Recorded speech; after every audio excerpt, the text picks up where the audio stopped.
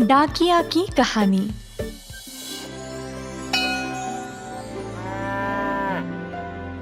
एक बार था एक गांव बालापुर नामक, जहां के लोग शहर में, कई नगरों में और देश के बाहर भी काम किया करते थे। जब कोई बड़ा उत्सव या त्योहार होता था, तब ही ये लोग अपने परिवारों से मिलने गांव वापस आया करते थे। तो हर कोई जरूरी काम या बात या कोई भी खर्चा भेजने के लिए एक ही जरिया था, पोस्ट कार्ड भेजने का। पोस्ट के जरिए लोग अपने परिवार वालों को संदेश भेजा करते थे। पैसे भेजने के लिए मनी ऑर्डर का जरिया इस्तेमाल करते थे। बालापुर में विट्ठल नाम का एक नया डाकिया आया। विट्ठल बहुत कामकाज करता था, हमेशा अपने काम से मतलब रखता था। डाकिया की नौकरी में विट्ठल का आज पहला दिन था। पोस्ट बॉक्स से सारी चिट्ठियों को जमा करना था उसका काम।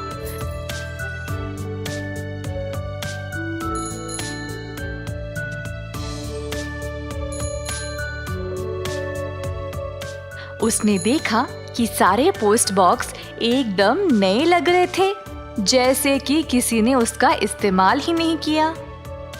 ओह, अच्छा है, लगता है यहाँ के लोग चीजों को बहुत ध्यान से इस्तेमाल करते हैं। ये सारे डिब्बे इतने अच्छे और नए लगते हैं।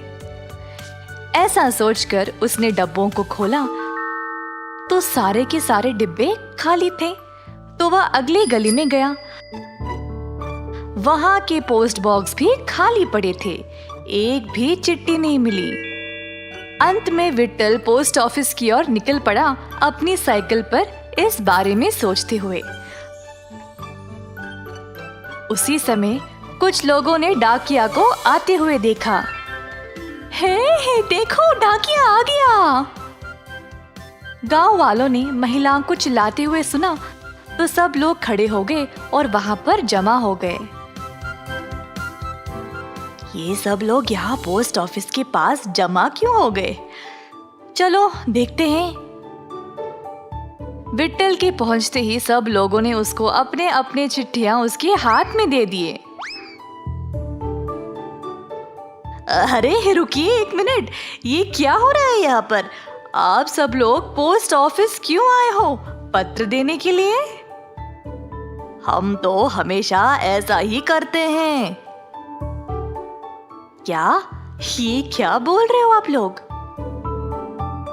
फिर भीड़ में से एक महिला ने बोला कि विट्ठल से पहले एक डाकिया था, कृष्णराव, 57 साल का।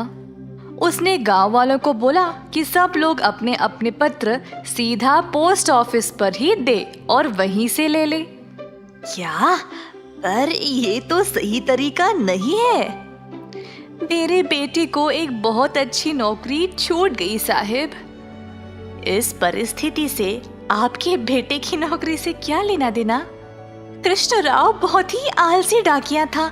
वह सबको इधर ही आकर चिट्ठियां लेने को बोलता था, पर कई अनपढ़ लोग हैं यहाँ पर जिनको उनकी चिट्ठियां उन तक अभी तक नहीं पहुंची है।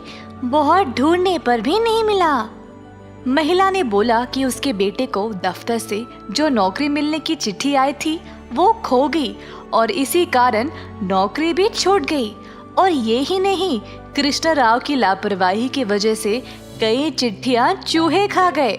कई मनी ऑर्डर भी इसकी वजह से नष्ट हो गए। ये सब सुनकर विट्ठल ने सोचा कि अब उसको बालापुर में बहुत सारी चीजें बदलनी होगी। अगले दिन विट्ठल गांव में गया और घरों से लोगों को बाहर जमा किया। सुनिए सब लोग, अब से आप लोग अपने अपने पत्र पोस्ट बॉक्स में ही डालना। आप लोगों को पोस्ट ऑफिस तक आने की जरूरत नहीं है।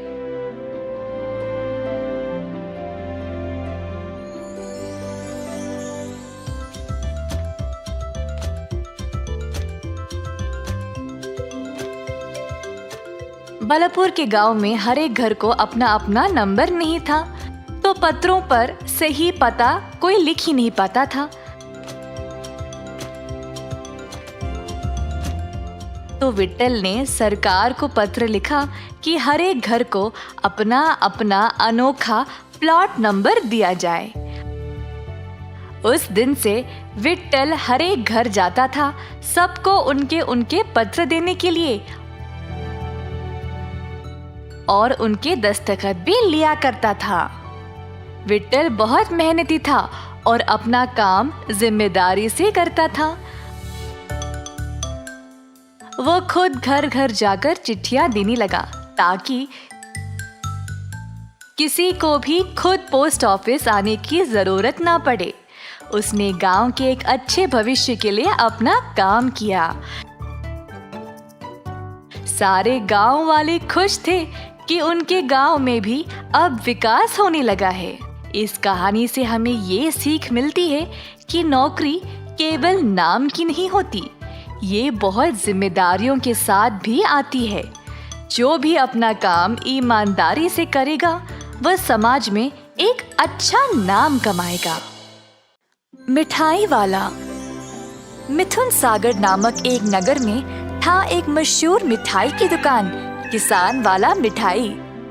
दुकान का मालिक था रणवीर अग्रवाल।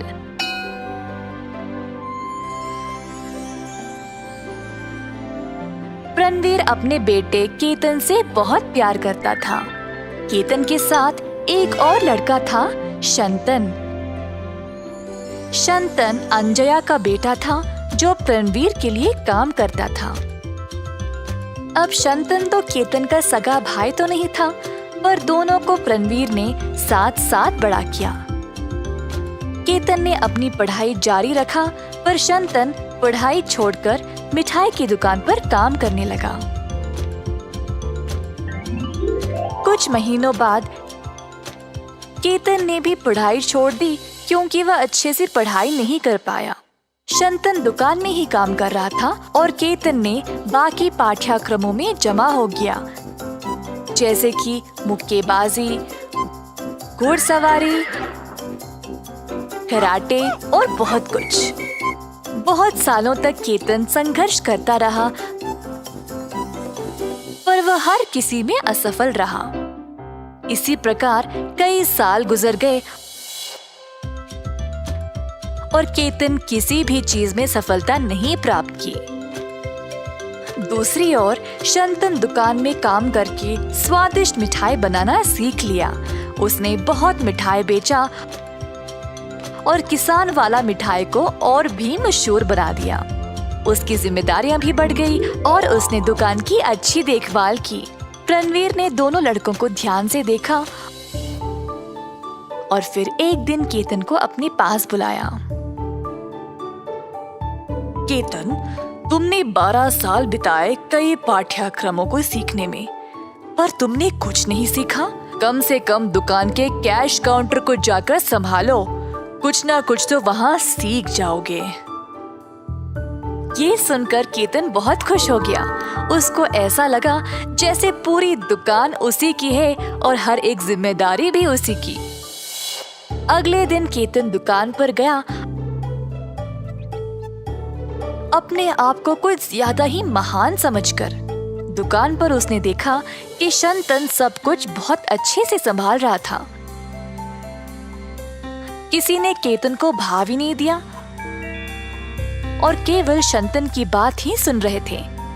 केतन को जलन होने लगी और उसको समझ नहीं आया कि वह क्या करे। दिन समाप्त होने के बाद जब शंतन काम करने वालों को तनख्वाह दे रहा था, तब केतन बीच में आया और उसके हाथ से पैसे छीन लिए। ये मेरी दुकान है और अब से पैसे मैं ही संभालूंगा। उठो यहाँ से और जाओ। शंतन ने कुछ नहीं कहा और चुपचाप वहाँ से चला गया। केतन अब काम करने वालों को पूरी तनख्वाह देने के बजाय आधा ही देने लगा। दुकान के लोगों को निकालकर दूसरे काम वालों को ले आया जिनको मिठाई बनाने के बारे में ज्यादा कुछ पता भी नहीं था। शंतन ये देखकर केतन के पास गया और बोला, अगर तुम ऐसे कर्मी को काम पे रखोगे तो हम अच्छी मिठाई कैसे बना पाएंगे? मुझे पता है मैं क्या कर रहा हूँ। अगर तुमको पसंद नहीं तो तुम इस दुकान को छोड़कर जा सकते हो। ये सुनकर शंतन दुकान जाना बंद कर दिया। जब रणवीर ने शंतन को घर पर ही देखा तो वो हैरान रह गया। रणवीर जानना चाहता था कि हुआ क्या, पर शंतन उसको कुछ नहीं बोल रहा था। अंत में रणवीर को पता चल ही गया कि उसकी दुकान पर हो क्या रहा था। रणवीर ने देखा कि उसका बेटा गलत रास्ते पर जा रहा था। सब लोग उसके बारे में बुरा बात कर रहे थे और रणवीर को ये बात अच्छी नहीं लगी।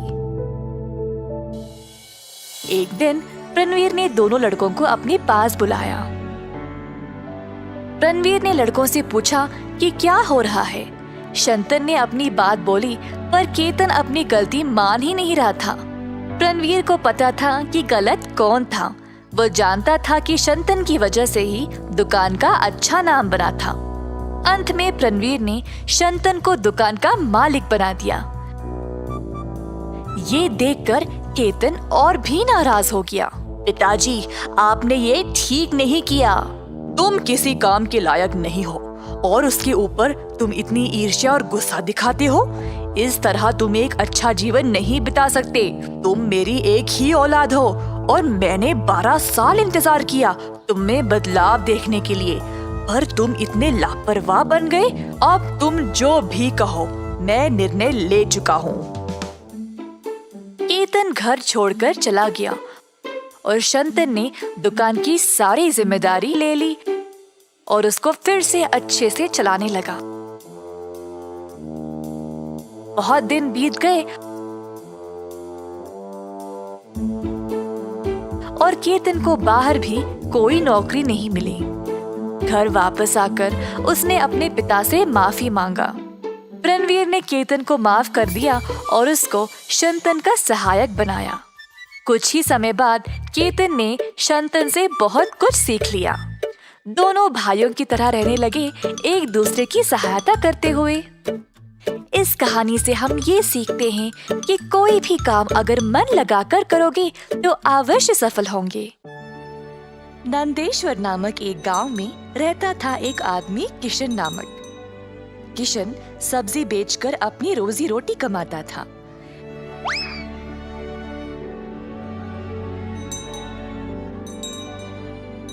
किशन अकेला था तो उसी को खेत जाकर किसानों से सब्जी लाना पड़ता था। अपनी मेहनत की कमाई किशन बहुत संभाल कर जमा करता था, परंतु किशन अपनी कमाई से संतुष्ट नहीं था और कुछ अच्छा और बड़ा करना चाहता था। एक दिन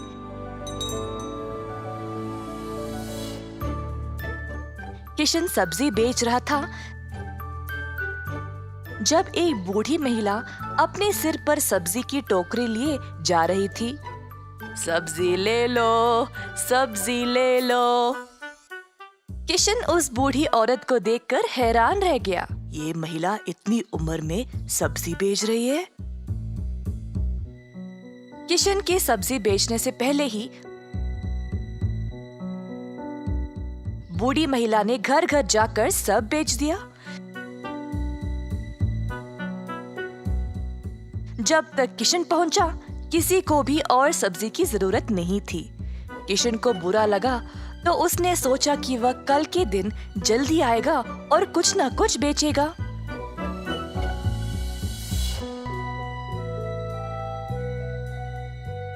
परंतु अगले दिन भी वही हुआ।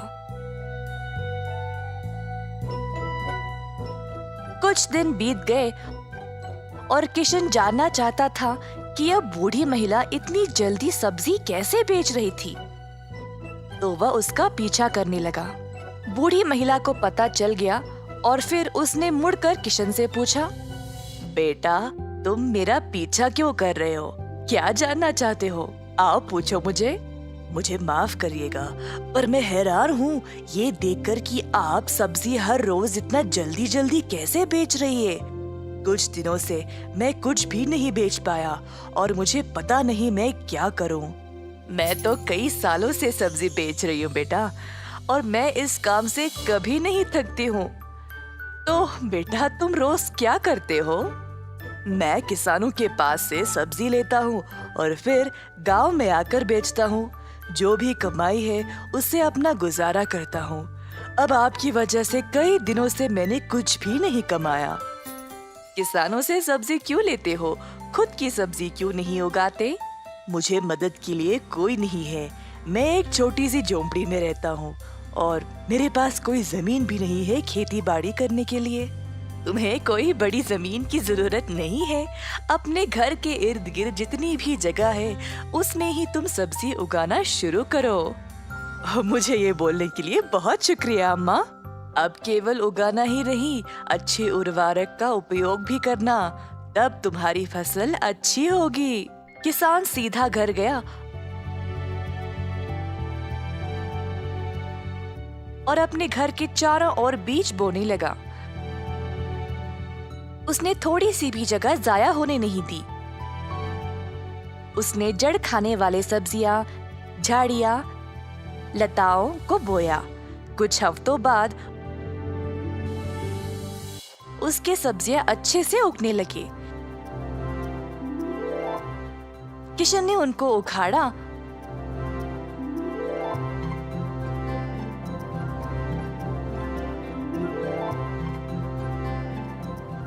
और गांव गया बेचने के लिए।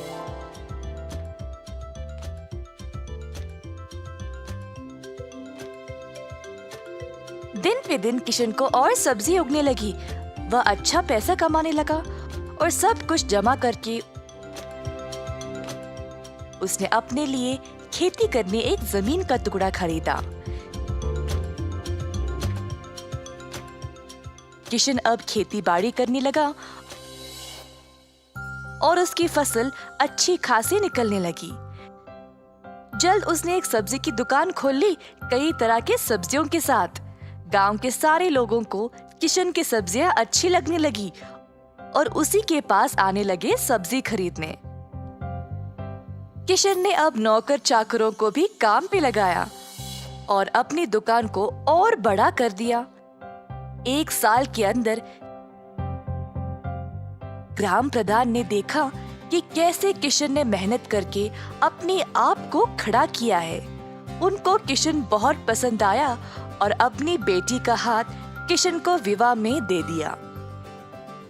किशन के पास अब एक सफल कारोबार, एक सुंदर परिवार और एक अच्छा जीवन था।